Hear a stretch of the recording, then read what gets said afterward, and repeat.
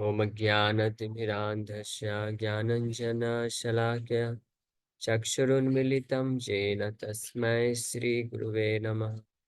नमो विष्णुपादाय कृष्णपृष्ठाय भूतले श्रीमते भक्तिवेदान्तस्वामिन्निति नामिने। नमस्ते सारस्वती देवे गौरवाणी प्रचारिणे निर्विशेष शून्यवादी पाश्चात्य देश तारिणे। नमो महावदन्याय कृष्ण प्रेम प्रदायते कृष्णाय कृष्ण चैतन्य नामने गौरतुसे नमः। जय श्री कृष्ण चैतन्य प्रभु नित्यानंद श्री अद्वैत गदाधर शिवासादि गौर भक्त वृंद। हरे कृष्ण कृष्ण कृष्ण हरे हरे, हरे राम राम राम हरे हरे। हरे कृष्ण।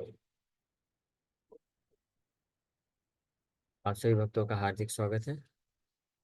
आज के गौर कथा में हम लोग चर्चा कर रहे थे श्री चैतन्य चरितमृत आदि लीला और इसका 7वां अध्याय लॉर्ड चैतन्य इन 5 फीचर्स। चैतन्य महाप्रभु 5 स्वरूपों में प्रकट होते हैं, पंच तत्व। जय श्री कृष्ण चैतन्य प्रभु नित्यानंद श्री अद्वैत गदाधर शिवासादि गौर भक्त वृंद। और हरिनाम संकीर्तन का प्रचार प्रसार कर रहे हैं। तो नवदीप में महाप्रभु चालू कर दिए हरिनाम संकीर्तन का प्रचार प्रसार। आफ्टर विजिटिंग गया, गया से जब विजिट करके आए, बाद गया से आने के बाद महाप्रभु चालू कर दिए नवदीप में प्रचार प्रसार। लेकिन पूरे जगत में करना था, स्पेशली भारतवर्ष से स्टार्ट करना था। और नवदीप में भी 6 प्रकार के लोग, जो हमने ऑलरेडी कुछ क्लासेस पहले चर्चा किया था, कि वो लोग हरिनाम संकीर्तन से दूर भाग रहे हैं। उनके ऊपर कृपा करने के लिए श्री चैतन्य महाप्रभु संन्यास धारण करते हैं।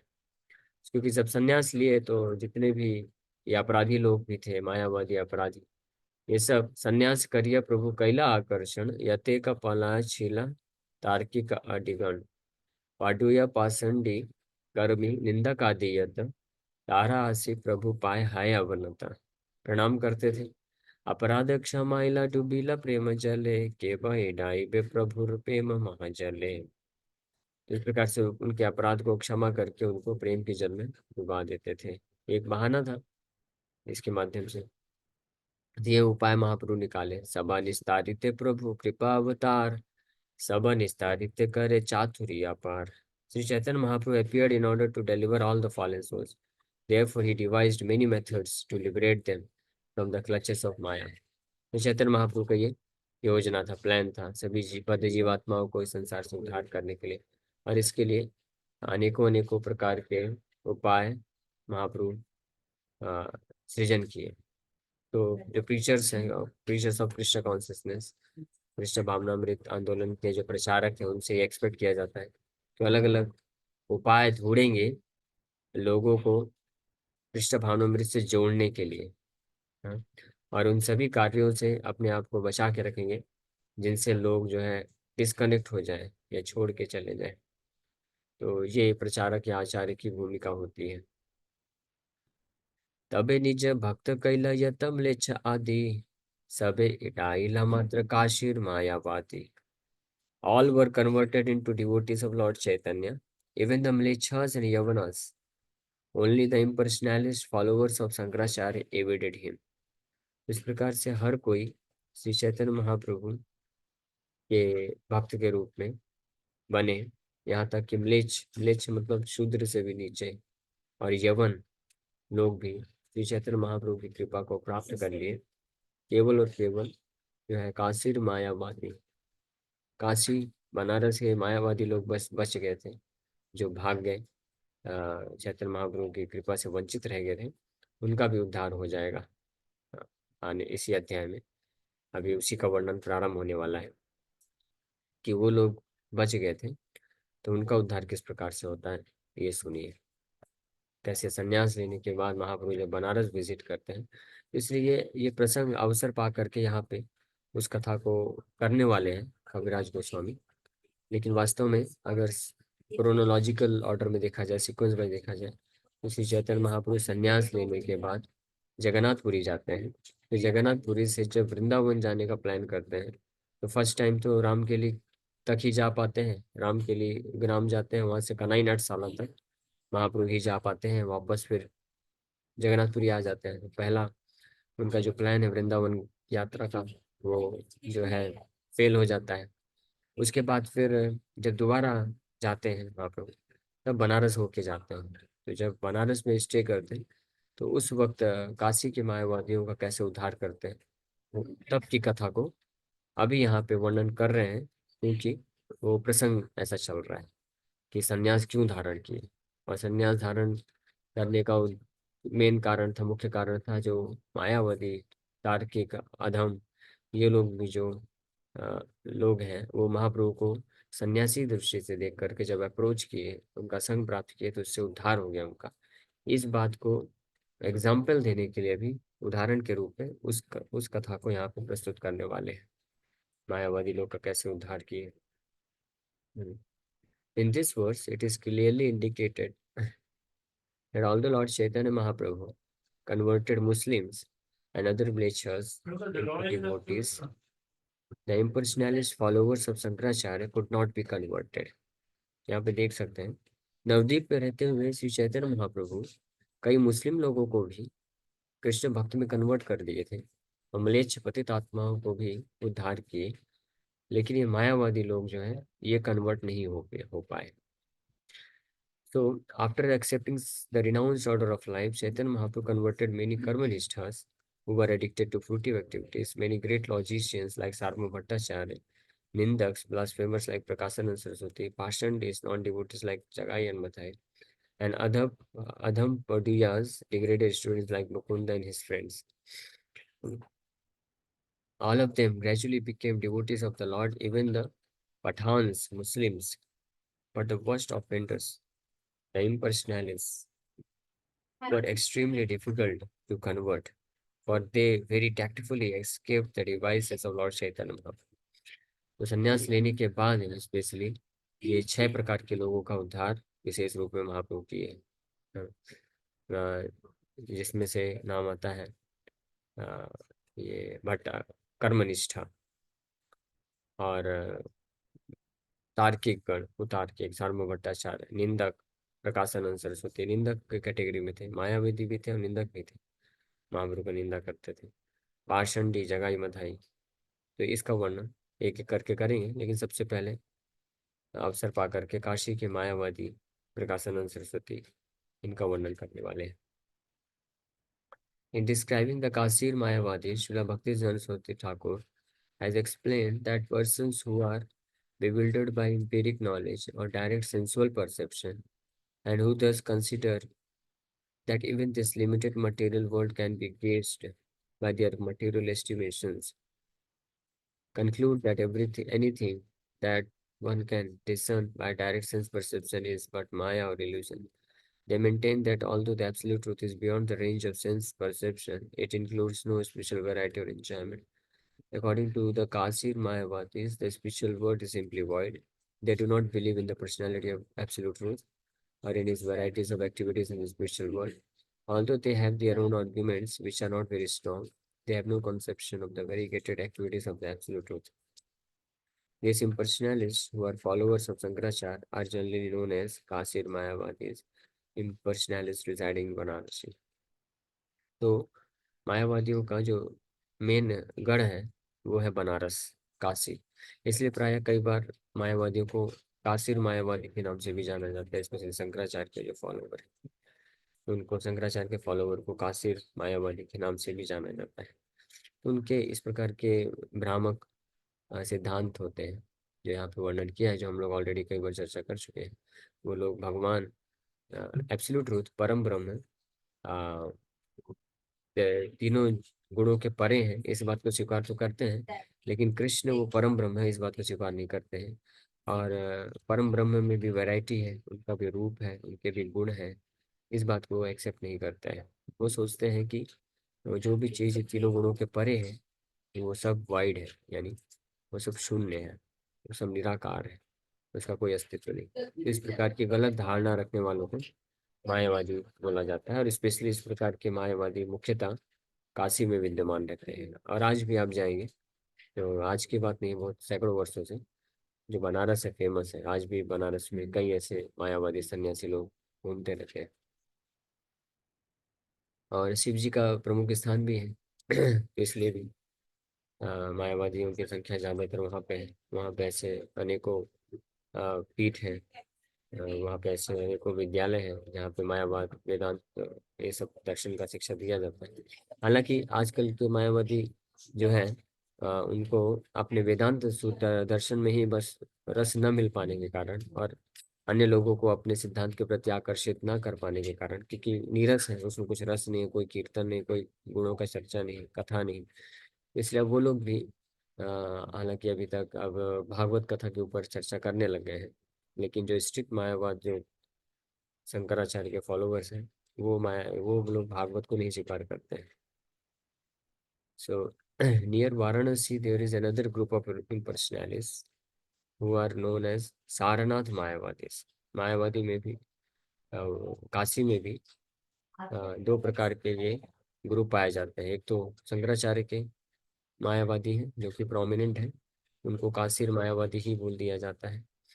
लेकिन काशी के पास में ही एक और ग्रुप रहते हैं जिनको सारनाथ मायावादी बोला जाता है। Outside the city of Varanasi is a place known as Sarnath, where there is a big Buddhist stupa. Many followers of Buddhist philosophy live there, and they are known as Sarnath Mayavadis. Many followers of Buddhist philosophy live there.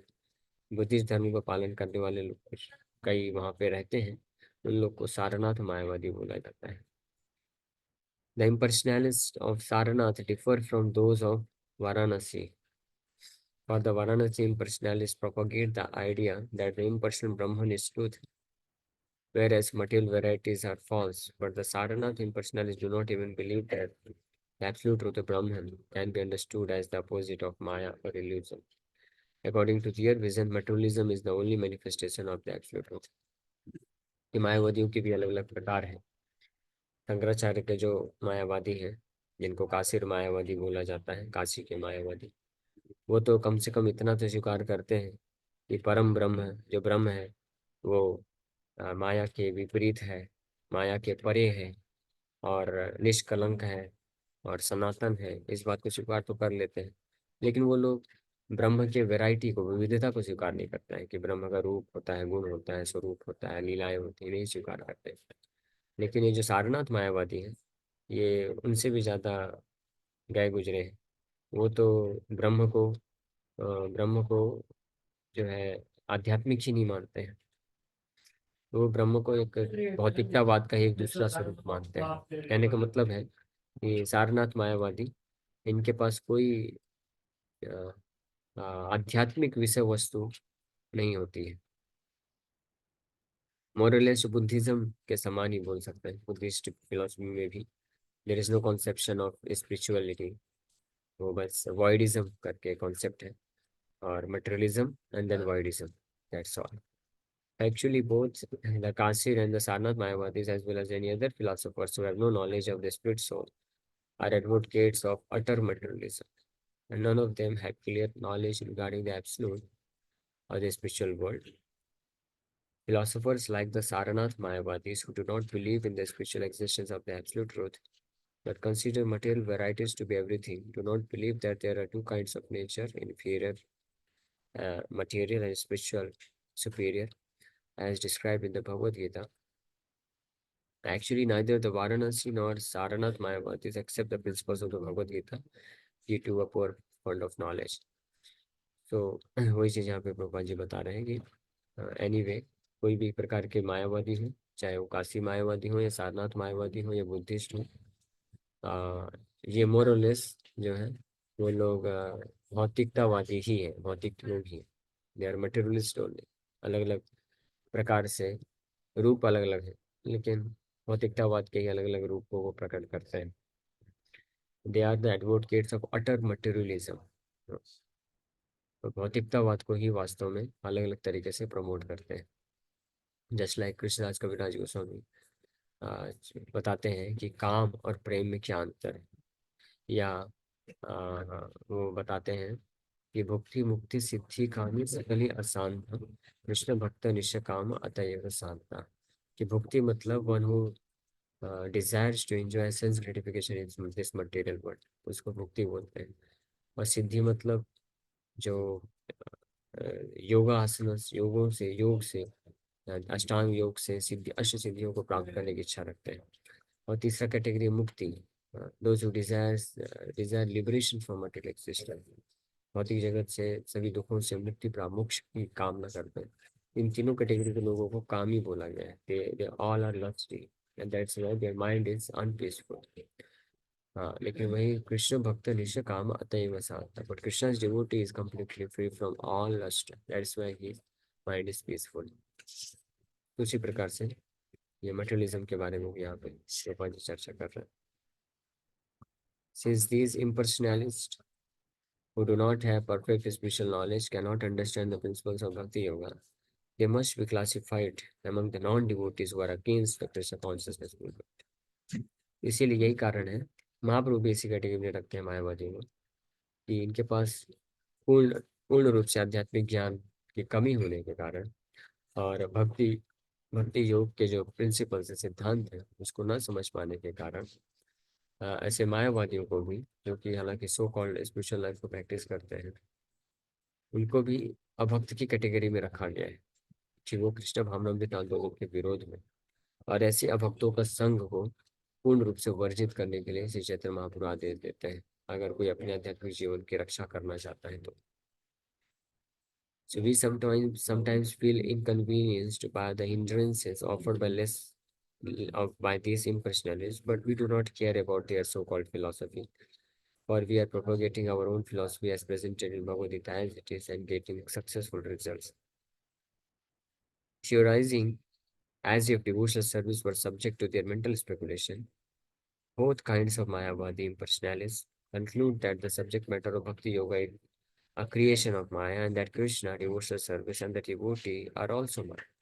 Therefore, as stated by Sri Chaitanya Mahaprabhu, Mayavadi Krishna Aparadi. All the Mayavadis are offenders to Lord Krishna. It is not possible for them to understand the Krishna consciousness movement, therefore, we do not value their philosophical conclusions. However expert such quarrelsome personalists are in putting forward their so-called logic, we defeat them in every respect and go forward with our Krishna consciousness movement. Their imaginative mental speculation cannot deter the progress of the Krishna consciousness movement, which is completely spiritual and is never under the control of such Mayavadis. तो इस प्रकार के अनेकों प्रकार के मायावादी और भौतिकतावादी Buddhist लोग रहते हैं, जिनका फिलॉसफी यानी कुल मिला के निष्कर्ष के रूप में यहाँ पे प्रभुपाद जी वर्णन कर रहे हैं कि ऐसा कोई भी व्यक्ति, ऐसा कोई भी संस्था, ऐसा कोई भी साधु या गुरु, ऐसा कोई भी आध्यात्मिकता को प्रोपोगेट करने वाला व्यक्ति जो भक्ति योग के सिद्धांतों के अगेंस्ट विरोध में बात करता है या कार्य करता है, तो उसको भौतिकतावाद ही मानना चाहिए, मटेरियलिज्म ही मानना चाहिए। और ऐसे लोगों का संग पूर्ण रूप से छोड़ना चाहिए, क्योंकि महाप्रभु स्पष्ट बताते हैं मायावादी कृष्णेर अपराधी, क्योंकि इस प्रकार के जो मायावादी होते हैं वो भगवान कृष्ण का स्वरूप, भगवान की भक्ति, भगवान के भक्त हैं, ये तीनों को ही माया का ही एक पार्ट मानते हैं, क्रिएशन ऑफ माया बोलते हैं। भक्त लोग जो कृष्ण के प्रति भावपूर्वक सेवा अर्पण, प्रेम पूर्वक सेवा अर्पण करते हैं, तो इस प्रेम को और भाव को भी वो भौतिक भावना समझते हैं, भावुकता समझते हैं, इमोशन समझते हैं। ये मटेरियल इमोशंस है, जो कि जैसे इस जगत में कोई व्यक्ति होता है भौतिक आसक्ति में फंसे होने के कारण, कोई जैसे हस्बैंड वाइफ है, या कोई माँ बाप बच्चे हैं, माँ बाप के प्रति, माँ बाप बच्चों के प्रति जो भावना होती है, प्रेम होता है, तो जैसे ये सब इस भौतिक संसार में तो भौतिक भावनाएं होती हैं। हाँ, कई बार भौतिक संसार में भी लोग आपस में सगे संबंधित होते हैं, तो एक दूसरे से बिछुड़ने के कारण रोते हैं, मिलने के कारण प्रेम का अनुभव करते हैं और एक दूसरे का सेवा करते हैं। तो ये तो भौतिक आसक्ति है, ये भाव बंधन में लोगों को फंसा देता है। हाँ, और जब तक इस प्रकार की भावनाओं में, इमोशंस में व्यक्ति फंसा रहेगा, सख्त रहेगा, तब तक वो इस संसार में बारंबार जन्म मृत्यु के चक्कर में फंसेगा और बार बार दुख भोगेगा। और यही कारण है इससे विरक्ति लेने के लिए जो है मायावादी सन्यासी लोग संन्यास लेते हैं। लेकिन वो एक मिस अंडरस्टैंड कर जाते हैं कि जब भक्त लोग भी कृष्ण के लिए रोते हैं, कृष्ण के लिए प्रेम में सेवा करते हैं, तो वो सोचते हैं कि भक्तों का ये जो भाव है ये भी माया ही है, ये भी वही दूसरा रूप है, भौतिक संसार के जैसा ही है ये भी। इसलिए इनको अपराधी बोलते हैं श्री चैतन्य महाप्रभु। ये लोग मायावादी कृष्ण अपराधी हैं। इसलिए इनका संग से बचना चाहिए, इनका संग नहीं करना चाहिए। और इनको कन्वर्ट करना ये बहुत ही ऑलमोस्ट इम्पॉसिबल है। अगर कोई मायावाद फिलोसफी को स्वीकार कर रखा है तो लगभग असंभव है उसको भक्ति में, शुद्ध भक्ति की तरफ लेके आना। केवल श्री चैतन्य महाप्रभु या श्री चैतन्य महाप्रभु के कोई बहुत ही विशुद्ध भक्त है, उनकी कृपा से ही ऐसे मायावादी लोगों का उद्धार हो सकता है। इसलिए विशेष रूप से यहाँ पे काशी के मायावादियों का उदाहरण प्रस्तुत करने वाले हैं कविराज गोस्वामी, क्योंकि वो श्री चैतन्य महाप्रभु के एसोसिएशन में को प्राप्त करके अ, उनका उद्धार हुआ। अदरवाइज ये बहुत मोस्ट डिफिकल्ट टास्क है, ऑलमोस्ट इम्पॉसिबल है। ये हम लोग प्रैक्टिकली देखते भी हैं। हम लोग कई बार बुक डिस्ट्रीब्यूशन या कहीं पे जाते हैं, ऐसे मायावादी लोग का सामना होता है। वो लोग भी गीता पढ़ते हैं, भागवत भी पढ़ते हैं कई बार, लेकिन उनको कितना भी श्लोक कोट करके बता दो, कितना भी समझा दो, वो कृष्ण का नाम रूप गुण लीला दिव्य है, स्वरूप है, उनके ट्रांसेंडेंटल है, तो वो भी लोग फिर भी स्वीकार नहीं कर पाता है। वो अपने ही उसमें फंसे रहते हैं कि ये सब माया है, ये सब माया है, अल्टीमेटली सब कुछ ब्रह्म है, सब कुछ निराकार है। लेकिन इस अध्याय में चैतन्य महाप्रभु कैसे कन्वर्ट किए 10,000 प्रकाशानंद सरस्वती मायावादी सन्यासी गुरु थे और उनके 10,000 मायावादी सन्यासी शिष्य थे। तो एक साथ सबको एक सभा में चैतन्य महाप्रभु कैसे कन्वर्ट किया और उनको शुद्ध वैष्णव बना दिए, ये एक बड़ी एक अद्भुत घटना हुई, ऐतिहासिक घटना हुई। इसलिए इसका उल्लेख यहाँ पे किया जा रहा है। सो यहाँ पे, हाँ, तो ये उदाहरण अभी दे रहे हैं कि मायावादी, काशी मायावादी को कैसे उद्धार करते हैं। वृंदावन याइते प्रभु रशीला काशीते, मायावादी गण तारे लागिला निंदिते। While Lord Chaitanya Mahaprabhu was passing through Varanasi on his way to Vrindavan, the Mayavadi sannyasi philosophers blasphemed against him in many ways. जब श्री चैतन्य महाप्रभु जगन्नाथपुरी से वृंदावन जा रहे थे, तो कुछ दिन के लिए वाराणसी आकर रुके थे। उस वक्त ये जो मायावादी सन्यासी थे, प्रकाशानंद सरस्वती इत्यादि, उन लोगों ने कई तरीके से श्री चैतन्य महाप्रभु का निंदा किया था। While preaching Krishna consciousness with full vigor, the Chaitanya Mahaprabhu faced many Mayavadi philosophers. Similarly, we are also facing opposing swamis, yogis, impersonalists, scientists, philosophers, and other mental speculators. And by the grace of Lord Krishna, we successfully defeat all of them without difficulty. हाँ, तो श्रील प्रभुपाद जी वर्णन कर रहे हैं, यानी similarity है चैतन्य महाप्रभु और प्रभुपाद जी का मिशन जो है प्रचार का, बड़ा सिमिलर है। चैतन्य महाप्रभु जगन्नाथपुरी से वृंदावन जा रहे थे, तो बनारस में कई मायावादी सन्यासी लोग मिले, उनका खूब निंदा की, लेकिन फिर भी चैतन्य महाप्रभु के हरिनाम संकीर्तन आंदोलन को रोक नहीं पाए वो लोग, प्रचार को रोक नहीं पाए, बल्कि वो लोग भी कन्वर्ट हो गए। उसी प्रकार से श्रील प्रभुपाद जी जब प्रचार के लिए पूरे वर्ल्ड में निकले, तो उनको भी कई ऐसे स्वामी, योगी, मायावादी, वैज्ञानिकों का, दार्शनिकों का और मेंटल स्पेकुलेटर्स, इनका सामना करना पड़ा। और लेकिन सबसे बिना डरे भगवान, यहाँ पे प्रभुपाद जी लिख रहे हैं, by the grace of Lord Krishna we successfully defeat all of them without difficulty. भगवान कृष्ण की कृपा से हम बड़े ही सफलतापूर्वक सबको डिफीट कर देते हैं। तो और हो भी क्यों ना ऐसा, after Srila Prabhupada he is the सेनापति भक्त ऑफ श्री चैतन्य महाप्रभु। चैतन्य महाप्रभु के सेनापति भक्त है, तो चैतन्य महाप्रभु की पूर्ण शक्ति से निवेशित है। तो ये कार्य चैतन्य महाप्रभु की श्रील प्रभुपाद जी भी करके दिखाए, जो चैतन्य महाप्रभु ने 500 साल पहले किया था। सन्यासी हाइया करे गायन नाचन, न करे वेदांत पाठ करे संकीर्तन। तो ये प्रकाशानंद सरस्वती ऐसे निंदा करते थे। क्या बोलते थे? Although a sannyasi, he does not take interest in the study of Vedanta, but instead always engages in chanting and dancing in Sankirtan।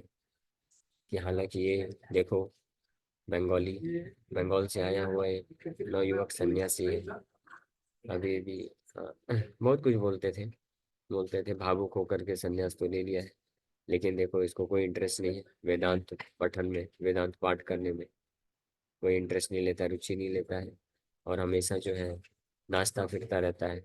भावुक लोगों, कुछ दो चार भावुक लोग को पकड़ लेगा और जो है रोएगा, नाचेगा, गाएगा। तो इस प्रकार से निंदा करते थे, जो कि बहुत बड़ा अपराध है, महान निंदा कर रहा है। हालांकि चैतन्य महाप्रभु को कोई फर्क नहीं पड़ता था, वो तो जस्ट इग्नोर कर देते थे।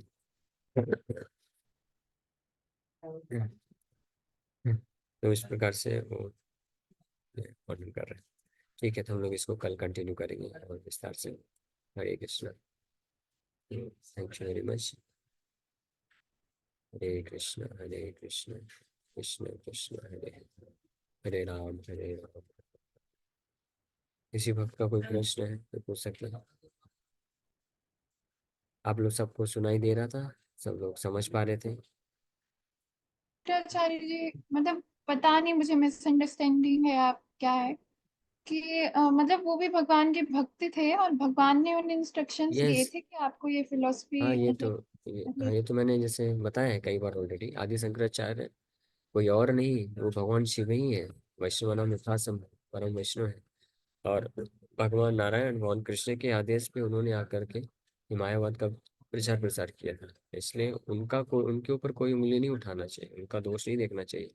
महाप्रभु इसी अध्याय में इस चीज को क्लियर करेंगे, महाप्रभु खुद बताएंगे कि हालांकि, क्योंकि आदि शंकराचार्य के सभी जितने भी गलत व्याख्या है उसका खंडन करके सही व्याख्या को स्थापित करेंगे महाप्रभु।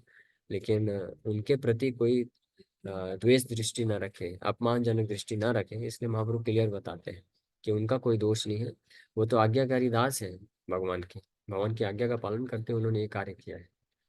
तो वो तो भगवान शिव है, तो हमको उनका तो निंदा ऐसा नहीं करना चाहिए। क्यों बोला भगवान ने ऐसा मतलब।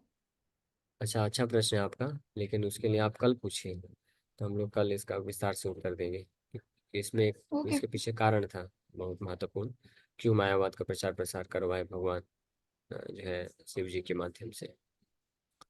जी प्रभु, ठीक। Thank you Prabhu. Hare Krishna.